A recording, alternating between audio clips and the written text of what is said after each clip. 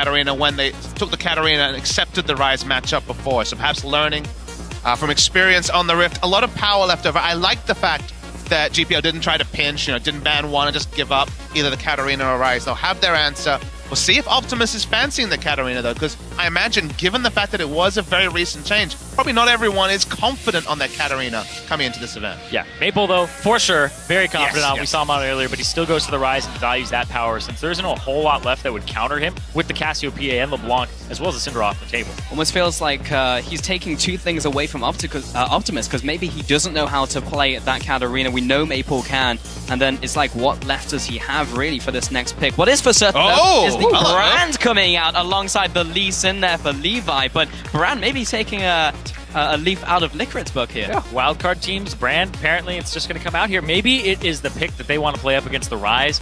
I'm unsure. Maybe it's support, but hey. Feels like we're getting back to the Season 1, Season 2 meta of Annie's OP. Brand is the counter pick, so... I mean, I just can't see it. I think it's probably going to be support, but we've seen Flex pick supports. It was the Nautilus, a bit more prototypical around the top and support role, but wait and see. We'll wait and see on the side of the GPL. We will, and LMS is back over to their side of the court for the next two pickups. They have around 20 seconds remaining before they have to lock these in. Lots still left on the table for them. They have picked up Ryze, which will be their mid laner, so could pretty much go anywhere from here. We are just waiting 10 more seconds on the clock, Zyrene. I think that these are the two picks that would get locked in here with the Graves and the Ezreal, because you don't want to pick your top laner here. I feel as though with the Poppy and the Nautilus off the table, the Maokai jumps up in terms of priority, but there are a lot of things that can play really well into a Maokai. You can even go and play Echo over again, right?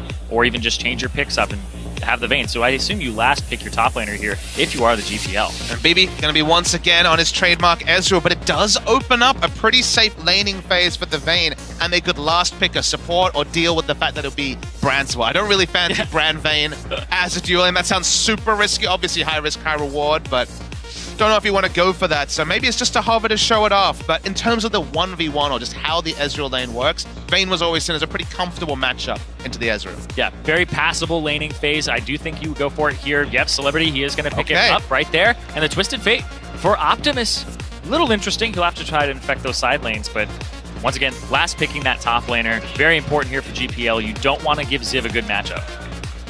If it was solo queue, there'd be the outside chance of the Brand top. You do actually see it sometimes.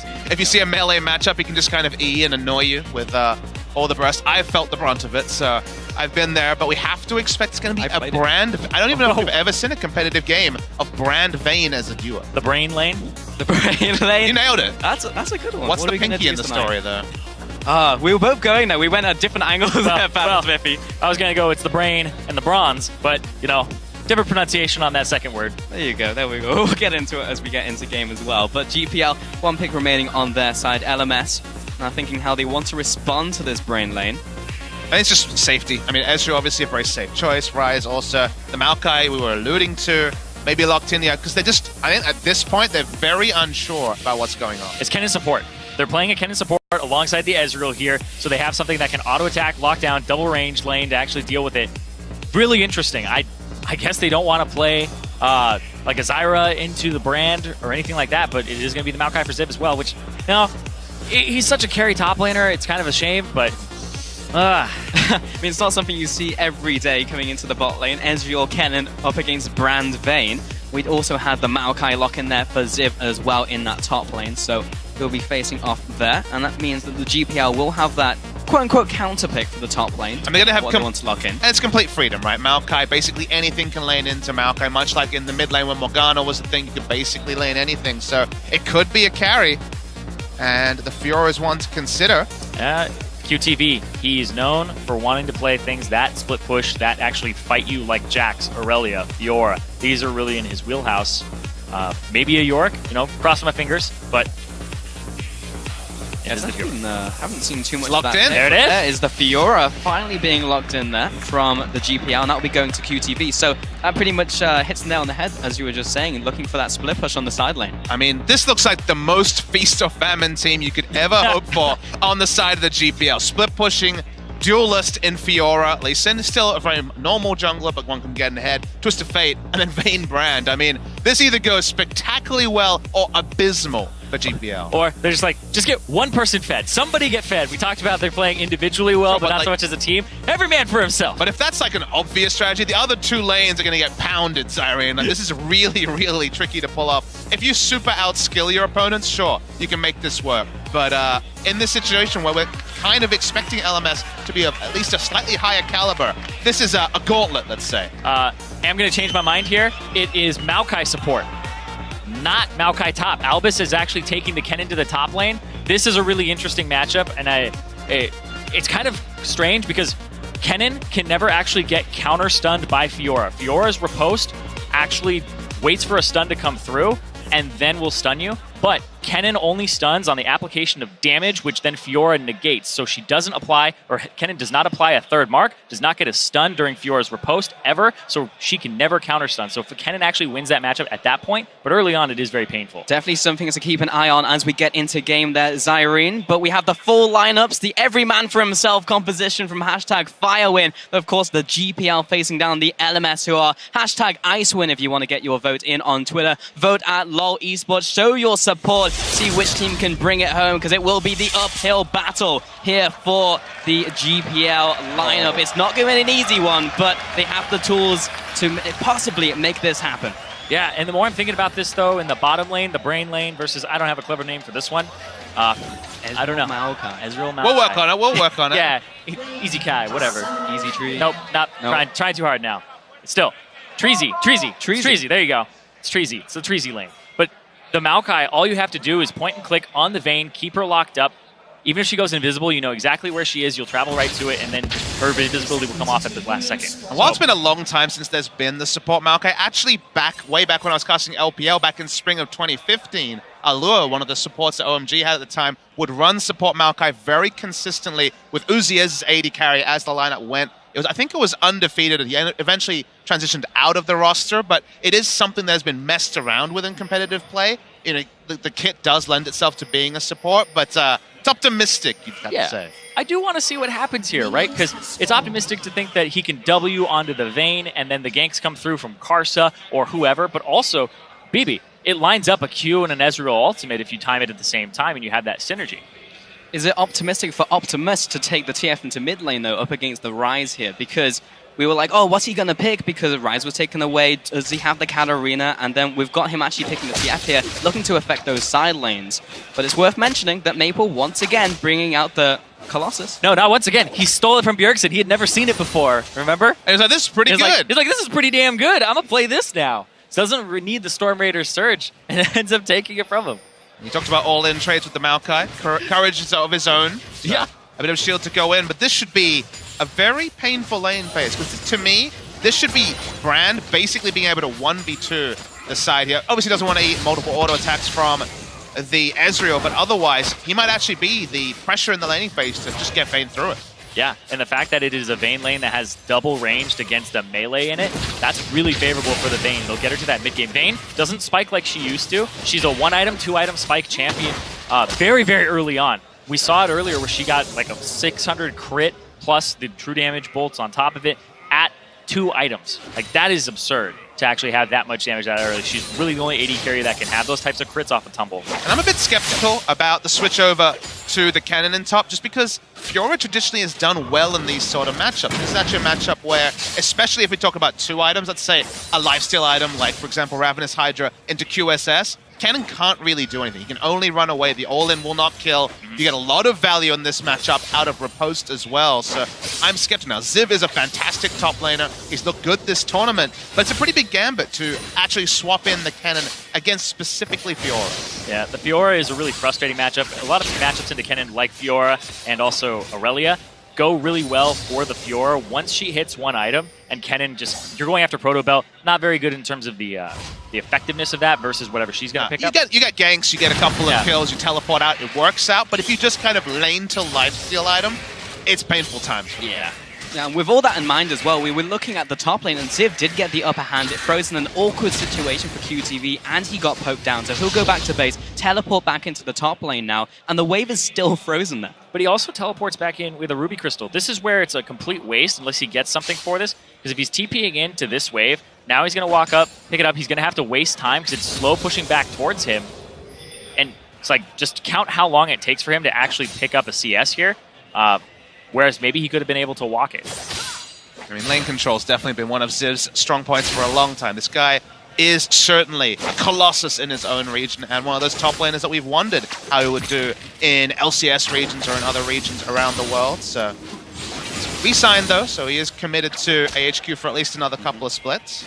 Levi looking for a gank in the mid lane. We saw him earlier in the all-for-one mode, put on a clinic. He's going to come in here, land the Q onto Maple, follow after as well. With the flash and with the Tempest, might be enough to finish off Maple here. He gets the shield. Will he be able to get away? Now. There's a reaction from the bot lane. Levi, he will have to back off as Optimus is there. But Carter, he wants blood. He wants first blood, and that will go right to the grave. Sometimes you want the kill so badly you flash into a smoke screen. That's one of those times. But there's also greed, and there's very obviously 2 to 3 members coming to back up the enemy. I didn't say it was good. Yeah. The greed there was kind of insane from the side of GPL. They're feeling the pressure. They know they have a snowball lineup, but when you look for a snowball and reach too far, you kind of fumble what you had already, and it may start the cavalcade for the LMS. Exactly. Now he ends up taking up the jungle there. Karsa goes after the Wolves, goes after the Gromp. Now he has a way into the back. We'll see if he actually goes for something on the bottom. So LMS starting this one off strong with that first blood. Top lane going well as well for Ziv. 10 CS advantage as he shoved this one into tower against QTV. We should probably visit the bot lane again as well, because we saw at the very early stages of that laning phase, Ron OP was landing a lot of good pillars onto that bottom lane, but baby, he was focusing on hitting those minions, shoving it into town. Right now, it's an even lane. I mean, it's a pass mark for Vayne, though. Yes. Any lane where Vayne goes even or ahead is certainly happy times for the Vayne, so not too much to focus on there. Levi's top really needs some help here, QTV, because the early laning phase, range versus melee, you can see how it goes. He's got to be careful, because Ziv is going to hit 6. Ziv is going to try to kill. Nope, not going to actually go all the way in. So yeah, just kind of sticking around there. Now QTV with no teleport, with a Ruby Crystal, and the fact that Ziv hasn't back, Ziv gets full priority here. He could choose to use his TP to go to another lane with his ultimate. He can keep him under turret, try to keep pressure here. Well, here's Albus going into the bottom lane. This is what it is. Karsa's being called to the top side, underneath turret. Easy kill here onto the Fiora if you're able to get it there with the Graves, who's a level 6 as well. And this might be a surprise. Oh, he's going to find his way over the wall. How's it going? Levi, he desperately wants these, and we'll get a couple there with the Tempest, but Karsa will finish the rest of the Krug camp off, and QTV will head all the way back to his inner tower there. Did not want to be in kill range. Bot lane, Ron OP low on mana, but was trying to find a combo onto BB. Albus just jump in there, Ron, very low celebrity, trying to find this kill on the Vayne. He's going to flash forward, the Ignite is ticking. Last auto attack is not quite enough. TF now coming in to try and save the day, but Optimus a little too late to the party, and there's the teleport you're talking about, Zyrene. Ziv coming in from the top lane, finding the kill onto Optimus. You can see what Optimus wanted to do. The reveal was actually relevant given that Ezreal was juking into the brush, but by the time he'd committed, he'd gone too far. Kennen in the right spot. He had the teleport. QTV, who used it much earlier, still doesn't have it up and might actually spill over into a blue buff steal as well. Yep, and they may be able to actually just sit around and give this over to Maple, which would be huge for them, because he'll pick this one up, and then there's another one that's about to spawn for the LMS. Yeah, and the tier's stacking up as well, so happy times for the LMS. And we're going to see the replay. When they use everything on Ron OP, you think in your head, okay, Vayne's going to chase down, but notice, Vayne is level 5. Level 6, this goes differently, and although the vision helps, Vayne just dies to the Maokai Q, and then it's Kennen with plenty of items. Yeah, would have been dead anyway, and the fact that they just keep chasing him down the lane is the big part there. Got really greedy for that kill, but that will give Vayne a large power spike in this lane with the items that he has. Hold on, here comes the ulti, just a zone, and push him back. Oh man, Optimus putting close in from every single angle. There was no way to get out. Perfectly executed from LMS. That was so good. I didn't see Albus coming in there either. Just delivered Albus in on the left side. Maple's coming up from the front, and then they have Karsa in the back. But it's moves like this, and also the nice flank teleports they've made in previous games where you're like, I wish I could see this week in, week out. Now, that would certainly monopolize a lot of talent in the region, so perhaps not ideal there, but QTV trying to make something of this. Levi was trying to set him up for it, but he initiates the grand challenge, but doesn't really want this challenge anymore. He'll jump back towards Maple, flash over the wall for the disengage. I mean, he uses his flash. It didn't even have a phage, from the early game, so wasn't going to have damage to do much there. Oh, Ron finding a nice full combo, of course, igniting a passive blaze as well on top of Albus, choking him down, so it's a little punish there as he tries to make his way back into lane. And now the question becomes, is there a world where Fire can bring it back? And usually you don't say that at 8 minutes into a game, but we went over and over in the fact in the draft, feast or famine. And the famine started early. We cast UOL versus Flash Wolves. It wasn't as sad as this game. There's been a lot of times where it was much more sad. We're like, this is rough. This is really rough. That was 9-0. That was a different thing. That was 4 people dying at level 1. This is certainly some more optimism, but it's just checking in with the fact that we noticed the draft, we knew the potential things went well, and we have to check in and say, hasn't gone well. Exactly. It hasn't gone well. The way they come back is off of Celebrity. I think he's the one that would be carrying this game. Optimus 0-3, so, CS isn't going very well in the top lane for Fire, but Optimus in the mid lane, he has been feeding a little bit here. He has been focused out. Karsa and Maple have done their thing where they team up and they keep going after him. That's what happens when they have both Flash Wolves members being the jungler in mid with that legendary combo. And the item build certainly is the emergency, right? CDR Boots, certainly a normal rush for the Twisted Fate with Coast Flash, but Negatron Cloak, you desperately want Sheen for the cooldown reduction and just for the trades. I mean, you're ganking for a no-damage mid laner. Here comes Levi once again, connects the ultimate into the Q, trying to keep him outside of that circle, but I'm out of there. Goodbye. See you, nerds. Maple, he is being chased down by Optimus. He just have the damage coming out as well, but Costa's there to save him. Flash away defensively. Collateral damage for the kill. And Levi desperately trying to escape, but we've got the bot lane reacting now. Here comes Albert, the flash, the twisted advance. Make that the double kill for Costa. And I was just saying, you're ganking for a no-damage mid laner. The mindset was to pull back. By the time he committed, didn't have the damage to finish it off. The mid lane and the jungle were not on the same wavelength, and it puts them even further in the hole. And the Infernal Drake going to go over to Karsa here, and now the LMS. Oh man, right now it's looking pretty bad. Pretty bad. Well, you know what's bad? When you look at the enemy jungle and you're like, how many of our guys does it take to kill the 4-0 Graves? The answer's probably 2 to 3. Yeah, actually, when Graves gets going, he really does do so much damage. He's so hard to take out here. Maple takes a lot of damage on his shield there. The Courage of the Colossus did come out. But you just see Optimus, right? His first instinct is to pull back. Then he's like, okay, my jungle did quite a lot of damage. I'll go in as hard as I can. He doesn't have a Sheen. Would it have been the difference? Maybe not, but Sheen and Amtom, I think it would have been a different mindset. They would have actually committed fully for the kill, and instead, they just give over a couple. If I had to give it to any player on the GPL to try and carry this game, it would have been to Levi. He put on such a showing earlier. He's been incredible in the IWCA and just a generally good member of the team, but he just hasn't really been able to make those plays this game because they just all went awry. I mean, he's completely warmed up on Lee Sin, but maybe it's a little bit different when not everybody else is Lee Sin placing wards for you and hopping in. But I know that he definitely is a very good player, but they have to kind of stall, let Celebrity scale up, let QTV get back in this game. So he's completely out of this game right now. He almost has double the CS. Oh, this is Karsa with a counter. I feel like I've seen this one before. Levi coming in, but this time the Graves is massive. Gets the kick onto Karsa into the tower, but there is no towers. Maple takes it out. Optimus blasted point blank by the collateral damage.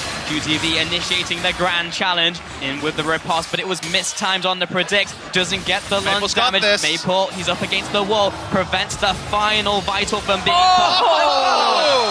the extra damage from Q finishes off his opponent in the bot lane. Albus coming in with the ultimate, the vengeful Maelstrom. They be taking so much from Celebrity. One more auto attack secures the kill. Albus moving on to Ron OP. Nice arcane smash to finish that one off. But now Ziv, he smells blood in the water. Celebrity trying to escape through the enemy jungle, but the flash and the extra damage from the Protobelt as well means that will be an early grave. That's a delayed ace overall for the side of the LMS. They managed to take everyone down. The mid lane was just a disaster, no other way to put it. Karsa's so smart, sitting out of vision. No one can see, and Levi's like, finally, an overextended rise. Yep. Sorry, Levi. Yep, they knew the cleanse was down, so that's where he would end up going after the gold card is locked in. And he asked the question, would the Sheen make the difference? Right there it would. Yep. It would have been the difference. Karsa would have been dead, and then that wouldn't have been a complete cascading effect that now leads to a bottom lane turret.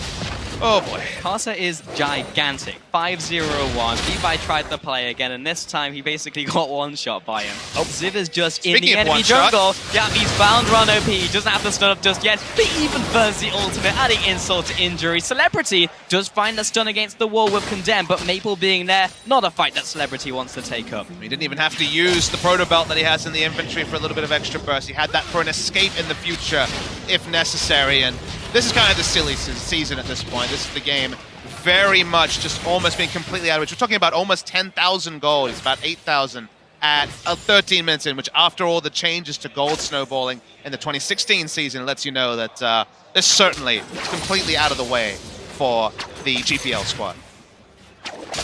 Yeah, for sure, it will be an uphill struggle. We said this at the start of the game, we said it in Champion Select, that someone's going to have to go off, and it is still in Celebrity's hands, but trying to face down Maple when he's doing exceptionally well in lane, Carter's massive, Ziv is one-shotting the support. Well, Ziv also got a Void Staff, so there's pretty much no hope here when you're inside of that Cannon ultimate. With the Proto Belt, 2 items. He has 2 items when QTV hasn't completed 1. He's still sitting on components.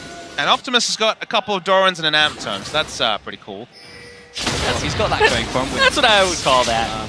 Celebrity, he's 1v2 in the bottom lane. We saw the damage that Reckless could do yesterday on this pick, but slightly different circumstances.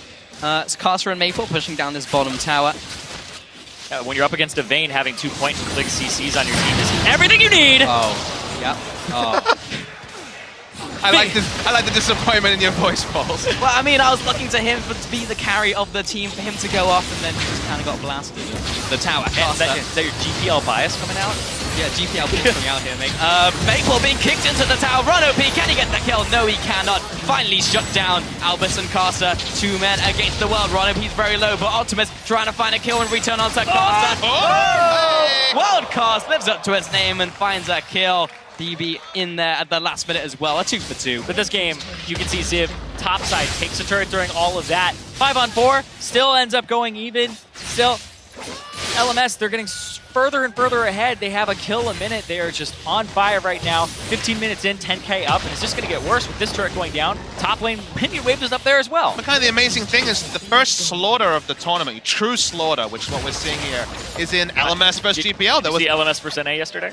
Look, NA customer. But we don't forget of some slaughters. QTV blown up by Ziv, but that was the end of his ultimate before he jumped onto Levi and Ron OP, and they will clean up the mess in the top lane. So at the very end, that was a 1-for-1, and there was the 2 assists over to GPL. So it's looking up.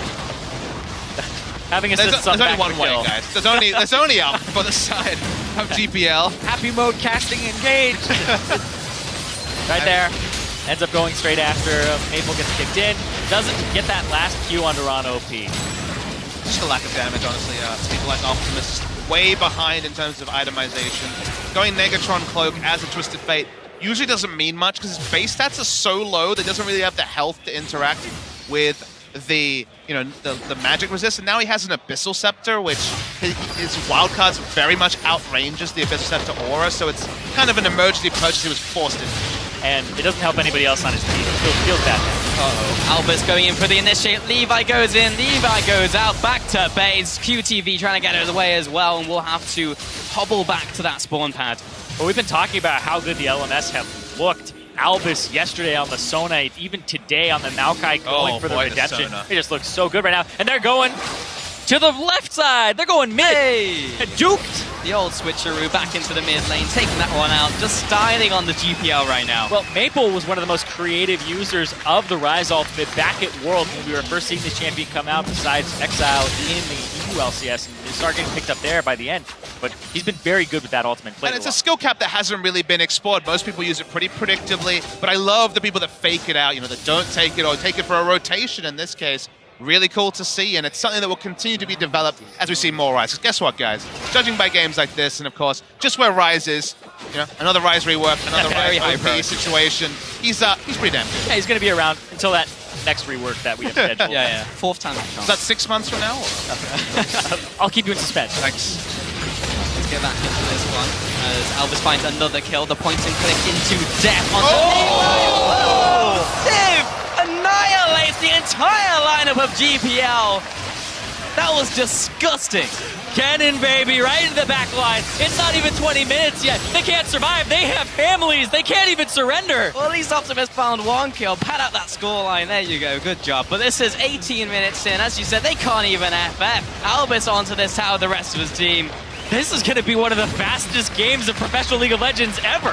And LMS moving on to the Nexus here. Only Optimus to stop them. And they annihilate the GPL in 18 minutes. Exactly what Team Ice was looking for in this.